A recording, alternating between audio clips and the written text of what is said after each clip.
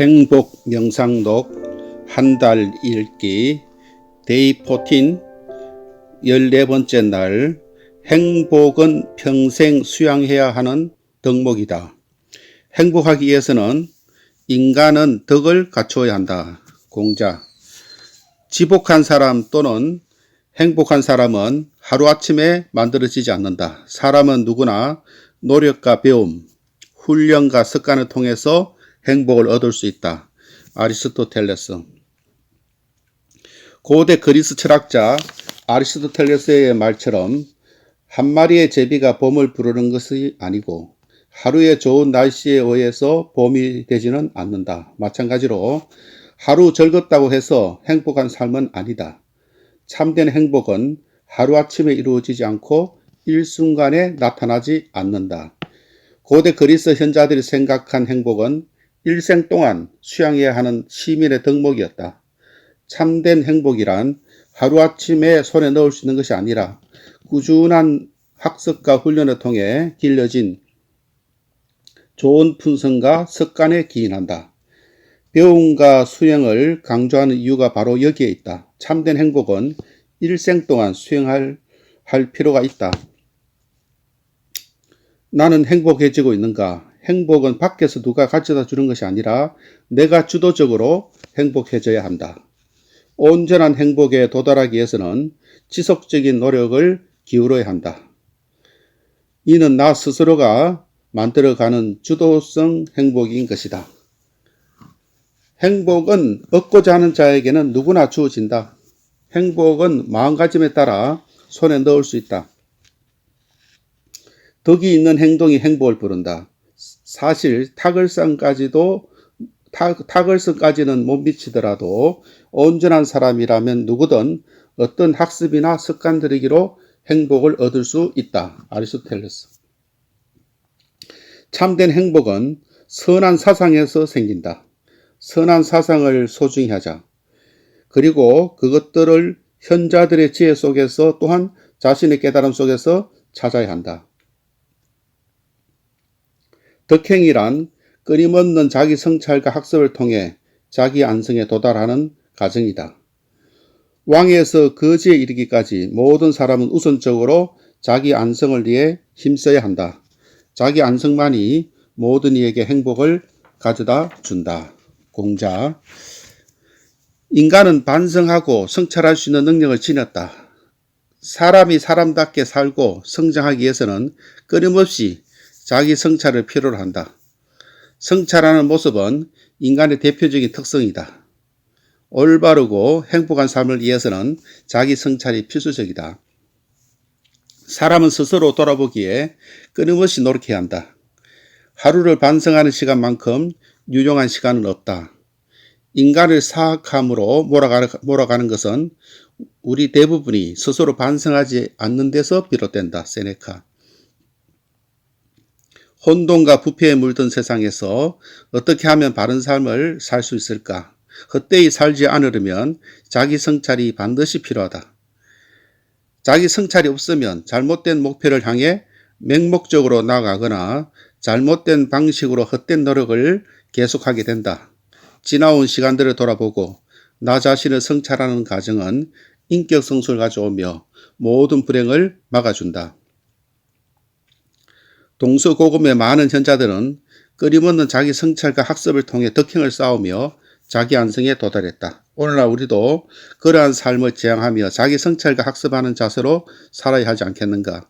태어날 때부터 현자인 사람은 없다. 현자는 만들어져 갈 뿐이다. 세네카. 스토아 철학자들은 하루의 시작과 끝에 자신의 저작을 보면서 자신을 돌아보았다. 자신이 한 일, 자신이 생각했던 것, 개선할 수 있는 것 등을 성찰했다. 스토아 철학을 신봉한 로마 황제 마르쿠스 아울렐리우스의 명상록이 다소 난해한 이유도 바로 이 때문이다. 그는 개인적으로 명료함을 얻기 위해 책을 집필했을 뿐 일반 대중을 위해 쓰지 않았다.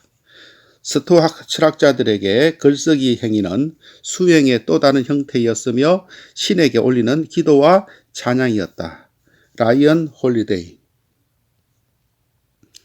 인간의 본성이 실현되는 것이 좋은 것이고 행복한 삶이다. 자신의 본성을 깨달아서 그 본성대로 삶으로 조화와 균형을 이루는 삶을 살라. 행복은 재산이나 지위와는 차원이 다른 것이다. 물질이 충분해서 행복을 느끼는 것은 동물의 차원이며 인간의 본성이 실현돼야 행복한 것이다. 애덤 스미스. 인간 본성이 실현되는 것이 행복이다. 이것을 제외하고는 행복은 원할 수조차도 없다. L.A. 프롬. 세상이 만들어 놓은 인위적인 틀에서 벗어나 나 자신의 본성대로 살 수는 없을까? 인간의 본성과 양심은 기본적으로 옳은 것을 존경하고 선한 것을 지향하고 아름다운 것을 사랑한다. 선한 본성은 세속적 자아와 탐욕 등과 같은 잘못된 것들로 가려져 있기 때문에 잘 드러나지 않는다. 그러므로 현자들의 가르침을 통해 또한 자신의 깨달음을 통해 스스로 잘못된 것을 걸러내고 밝은 선한 본성이 드러나도록 해야 한다. 사람은 인간의 본성대로 사람을 사랑해야 한다. 하지만 오늘날 사회는 사람을 상품으로 취급하지 않는가?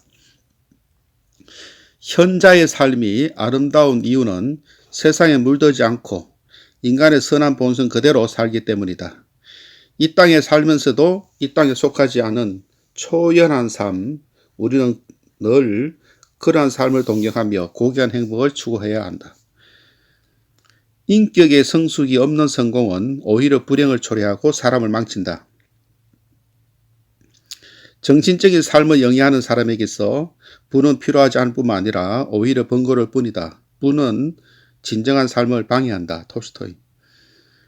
사람들은 가급적 빨리 성공하고 싶어 한다. 하지만 인격이 성숙되지 않는 성공은 사람을 망치기 십상이다. 어린 나이의 갑작스러운 성공은 자신을 정비하고 반성할 기회를 빼앗아 버린다. 결국 성공의 정점에서 겸손이 아닌 교만을, 긍정적인 자아상이 아닌 비뚤어진 우월의식을 가지게 되어 어느 순간 정상에서 가파르게 추락한다. 일반적으로 세속적 욕구의 노예가 된 사람은 깊이 생각하기를 싫어한다. 반성하고 비판하는 자각과 자기 성찰의 기능이 약화되어 있기 때문이다. 냉철한 자기 성찰과 합리적인 판단 능력의 실종은 결국 타락과 멸망에 이르게 된다. 다른 사람의 어떤 잘못된 모습을 보았을 때 나에게도 그러한 모습이 없는지 역지사지의 지혜로 반성해야 한다. 끊임없이 자기 성찰하는 삶이야말로 성숙해가는 삶이 아닐까. 지혜로운 사람은 다른 사람에게서 자기의 모습을 본다. 톨스토이. 배움은 남이 알아주지 않아도 나에게 주는 즐거움과 행복이다. 공자. 학이 시습지 불력여로 곧 배우고 익히는 것이 그처럼 즐거운 일이 또 어디 있겠는가. 나는 정말이지 행복하다. 세상에서 나처럼 배움을 좋아하는 사람이 없구나. 공자. 나는 이 세상에 배우러왔으며 매일매일 만나는 사람들과 일어나는 일들을 나의 소중한 스승들이다. 공자. 가장 현명한 사람은 모든 사람에게서 배우는 사람이다. 탈무드. 공자는 배움을 행복의 어둠으로 삼았다. 배움은 행복한 삶의 등뼈와도 같다. 배움은 어떤 목적을 이루기 위한 수단이 아니라 남이 알아주는 것과는 알아주지 않는 것과는 상관없이 배움 그 자체가 순수한 즐거움이 되어야 한다. 공자에게 있어서 가장 큰 기쁨은 배움이었다. 인생은 끝없는 배움의 길이다. 그리고 배움의 기쁨은 깨달음의 기쁨이다. 배운다는 것은 새로운 것을 깨달아가는 것이다. 이 세상에서 깨달음을 얻는 것보다 더 큰 기쁜 일이 어디 있을까? 아침에 도를 들으면 저녁에 죽어도 좋으리. 공자. 행복하려면 배움을 즐기며 모든 일을 스승으로 여기자. 배우고자 하는 마음만 있다면 스승은 어디에나 있다. 모든 것이 나의 스승이요 깨달음을 주는 고마운 것이다. 심지어 질병도 그렇다. 질병은 인생을 깨닫게 해주는 위대한 스승 중의 하나이다. 라는 격언도 있다. 사실 인간은 서로 배우는 사이이므로 모두가 스승이다. 훌륭한 사람을 가려서 그를 따르고 부족한 자를 보면서 나의 부족한 점을 고친다. 배움의 목적은 애적 성공을 구하는 것이 아니라 사람을 사람답게 만드는 것이다. 배움을 즐기며 성찰하는 마음으로 살면 내내 자신잔한 행복감이 밀려온다. 열린 마음으로 모든 사람을 스승으로 여기고 매사를 배움의 기회로 삼으면 마음이 편안해지고 행복해지는 것이다. 배움은 인간다움을 안성하는 과정이므로 평생 동안 지속되어야 할 덕목이다. 지속적인 행복을 위해서 장년이 되고 노년이 된다고 하더라도 결코 배움을 멈춰서는 안 된다. 오히려 나이가 들수록 더 배움과 수행에 힘써야 한다. 동서고금의 현자들은 평생 학습자로 살았다. 나는 태어나자마자 모든 것을 안 것이 아니다. 그저 예책을 즐겨 읽고 깊이 생각하고 부진을 연구해서 얻어온 것이다. 공자. 참된 알미 참된 행복이고 무지가 모든 불행의 근원이다. 소크라테스. 인간은 고결한 존재로 태어나는 것이 아니라 무지에서 벗어남으로써 비로소 고결한 존재가 되는 것이다. 이는 동서고금 현자들의 한결같은 가르침이다. 소크라테스, 붓다 등과 같은 현자들에 따르면 사람이 불행해지는 이유는 무지 때문이다. 무지가 악이다. 알면서도 불행을 만드는 사람은 없다. 사람들이 많은 실수를 하는 것은 선과 악을 제대로 알지 못하기 때문이다. 선악을 모르는 것은 흑백을 구별하지 못하는 것과 같다. 선악을 제대로 알면 모든 불행에서 벗어날 수 있다. 예를 들자면 무지 때문에 잠깐 있다가 없어지는 무상한 것을 영원한 것으로 착각하고 거짓을 참된 것으로 오해하고 악한 것을 선한 것으로 생각하고 추한 것을 아름다운 것으로 집착하는 것이다. 그래서 무지의 자각이 중요하다. 현자들이 강조한 참된 암과 깨달음의 가치는 예나 지금이나 한결같이 중요하다. 지식과 거짓, 선과 악, 미와 추, 정의와 불의를 분별하는 지혜를 갖추지 않으면 어떻게 인생을 제대로 살아간다 할 수 있겠는가? 사람은 무지로 인해 그릇된 행동으로 주위 사람들에게 해악을 끼치고 본인도 치명적인 불행으로 빠져든다. 그러나 진선미 곧 참됨과 선함과 아름다움을 배우고 익히고 깨달으면 올바르고 고귀한 존재로 거듭날 수 있다. 소크라테스는 진리의 절대성을 추구한 고대 그리스 철학자였다. 그는 인간의 행복은 올바른 지적 인식을 통해서 진리를 실행하고 즉 지행합일로서 가능하다고 보았다. 삶의 모든 순간을 깨닫기 위한 기회로 삼아라. 우리 삶의 한순간 한순간이 깨닫기 위한 기회이다. 마음을 돌이켜 깨달으려 한다면 지나가는 어린 아이에게도 배움을 얻고 자신이 모욕당하는 상황에서도 큰 깨달음을 얻는다. 실은 세상 전체가 우리의 스승이다. 모욕을 칭찬으로, 가난을 부유함으로, 고행을 축제로 여길 수 있는 사람은 결코 불행하지 않을 것이다. 수행자. 삶의 모든 순간을 깨닫기 위한 기회로 삼는다는 것은 모든 사람들과 사건들을 나의 스승으로 여기고 항상 배우려는 자세를 견지하는 것을 의미한다. 배우고 익히는 일에 마음을 활짝 열어 둔다는 것이다. 새 사람이 길을 가더라도 거기엔 반드시 나의 스승이 있다는 공자의 말처럼 이 세상에서 만난 모든 사람들은 스승과 제자 역할이 따로 구분되어 있는 것이 아니라 서로가 서로를 비추면서 스승도 되고 제자도 되는 것이다. 모든 사람에게서 자기 자신을 본다. 유파니사드. 온전히 존재하기 위해 그리고 행복하기 위해 우리는 깨어날 필요가 있다. 깨어있는 것, 그것이 곧 참된 행복이다. 모든 것이 지금 이곳에서 우리에게 삶을 일깨워줄 수 있다. 어떤 것이라도 하찮게 여기지 말아야 한다. 진정한 행복의 근원은 깨어있는 마음인 것이다. 참된 행복은 다른 누구한테서 또는 다른 무엇으로부터 오는 것이 아니다. 또한 뜻밖의 우연히 오는 것도 아니다. 깨어있는 마음이 행복의 바탕이다. 마음이 깨어있으면 기쁨과 행복감이 저절로 솟아난다. 완전하게 깨달은 마음은 선한 본성이 그대로 드러난 상태이다. 그런 마음을 가진 자는 진정한 현자요 스승이다. 그런 현자와 함께 있으면 그의 현존이 내뿜는 힘으로 말미암아 우리 마음은 깨어나고 지혜와 기쁨으로 충만해지고 참된 행복이 밀려온다. 인간의 내면 깊숙한 곳에는 한의의 샘이 있다고 한다. 따라서 인간은 수행이 깊어지고 도를 깨닫고 내면이 성숙해지면 한의가 샘솟는 엄청난 희열을 맛보게 되는 것이다. 깊은 수행과 깨달음에서 오는 엄청난 한의는 심오한 행복이라 할 수 있는 그 무엇의 기쁨이다. 무엇이라고 칭한 까닭은 그 한의를 뭐라고 표현하기가 어렵기 때문이다. 아니 오히려 언어가 끊어진 자리라고 해야 무방할 것이다. 더 이상 언어로서 설명할 수 없는 심오한 영역이라는 뜻이다. 깨달음의 문이 열리면 행복의 길이 보인다.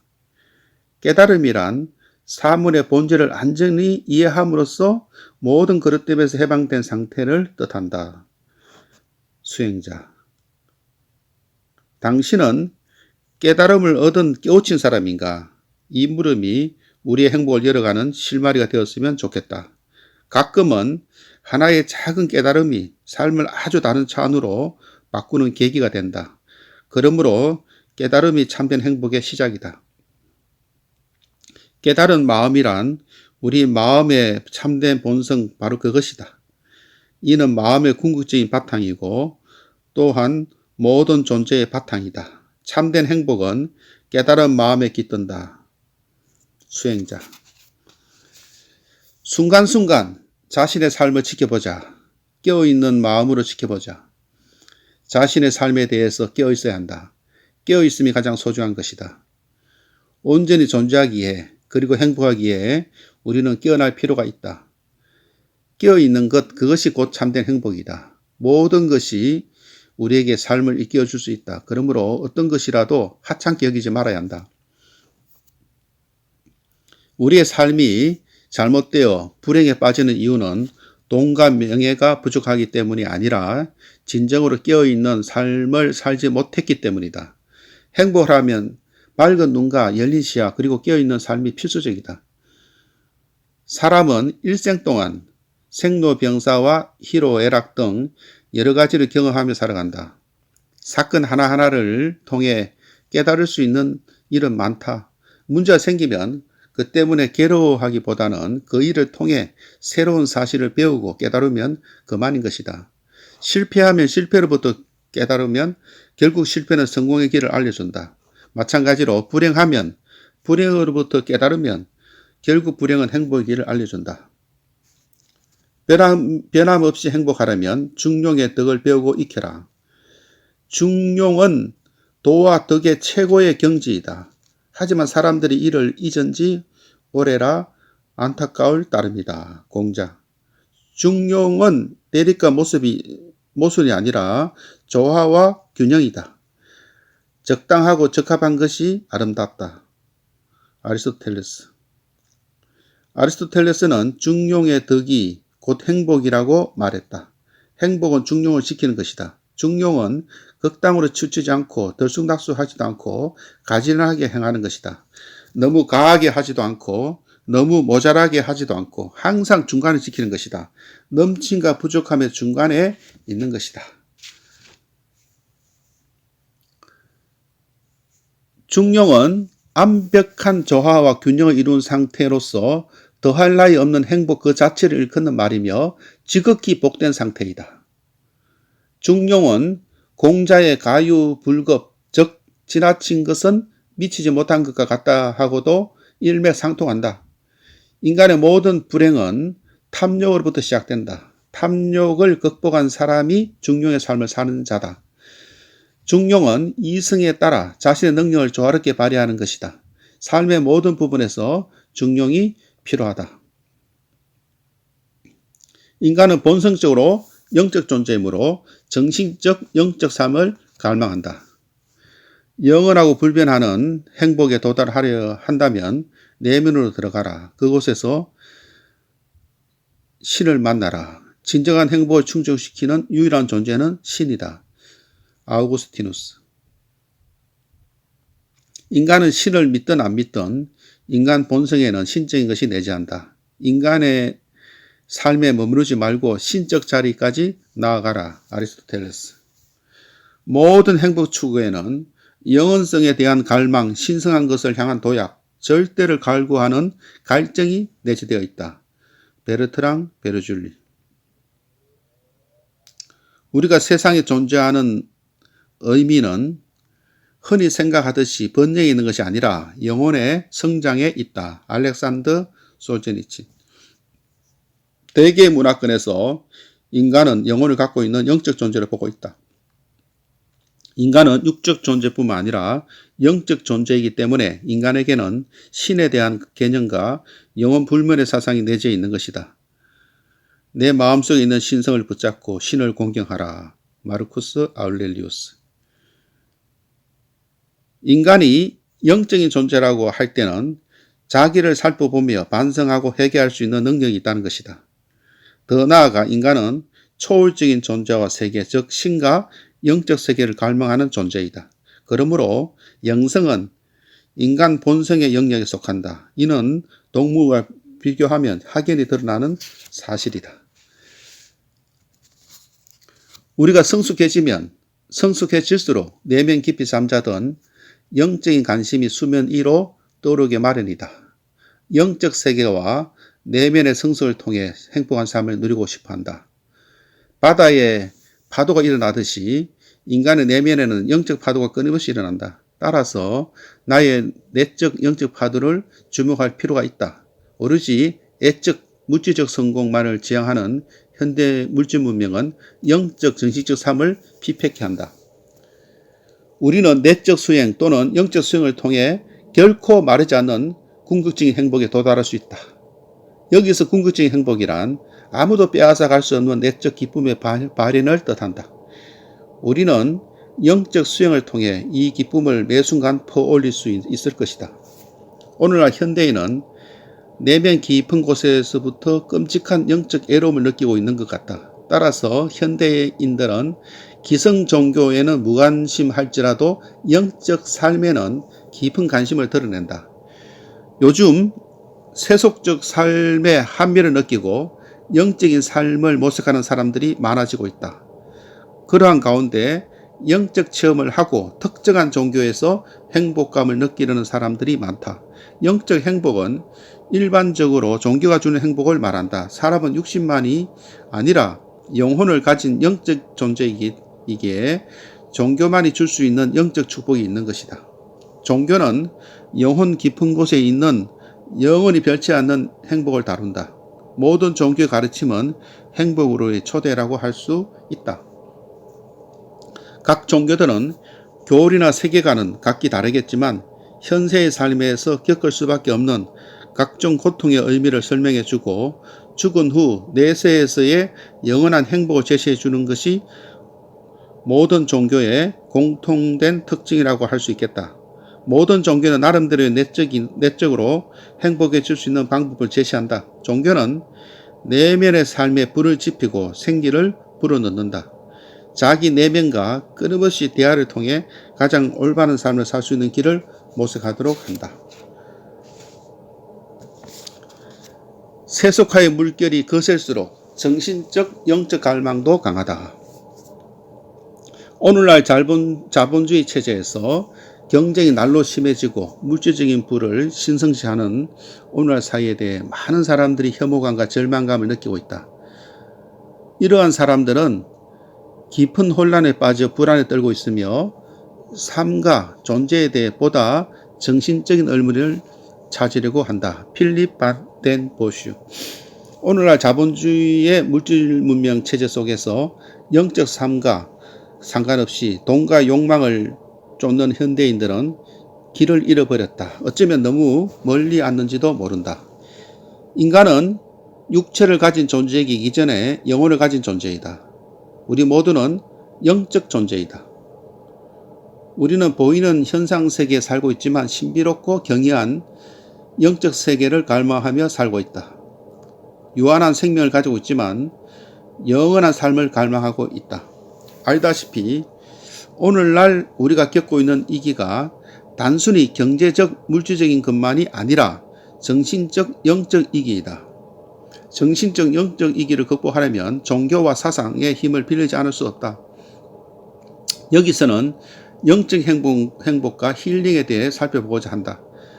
지상의 모든 현자들은 하늘로부터 오는 감미로운 영적 이로를 알고 있다. 오늘날 물질과 쾌락 위주의 세속화 과정에서 현대인의 인간성과 영성은 날로 메말라 가고 있다. 게다가 지나친 세속적 가치 추구는 현대인으로 하여금 영적 세계와 분리된 삶을 조장한다. 하지만 물질과 쾌락 위주의 세속화의 바람이 강할수록 영적 갈망 또한 강하다. 이는 풍선을 누르면 누를수록 그 저항력도 더 커지는 것과 같은 이치이다. 집안을 더 많은 물건으로 채울수록 영적 공허함은 더 심해졌다. 수도성처럼 사는 것을 원하는 사람들과 새로운 깨달음을 찾아 헤매는 사람들이 점점 많아지고 있다. 하비콕스. 현대인은 풍요로운 문화생활을 영위하는 이면에는 뭔가 잊어버린 것 같은 상실감을 느끼고 있다. 이로 인해 자신의 텅 빈 내면을 채워줄 의미 있는 삶을 갈망하고 있다. 현대인들은 기성 종교에는 무관하지만 영성에 대해서는 깊은 관심을 드러낸다. 이는 세속적 가치를 추구하는 삶이 허무하다는 사실을 일깨워줌으로써 영적 전환을 이루는 출발점이기도 하다. 오늘날 현대인들은 자신에게 맞는 영성을 스스로 찾아 나선다. 영성은 종교가 아니다. 따라서 현대인들은 종교를 초월하여 각종 영적 삶을 추구하며 살고 있다.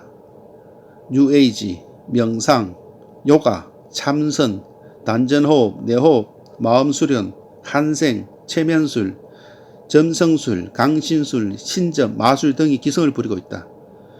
홍수가 나면 물이 혼탁해지듯이 오늘날 영성의 홍수 속에 영적 환경이 갈수록 더 혼탁해지고 있다. 영성계의 오염은 현대인의 마음과 정신을 병들게 한다. 따라서 우리는 각종 잘못된 영성을 분별하고 조심해야 한다.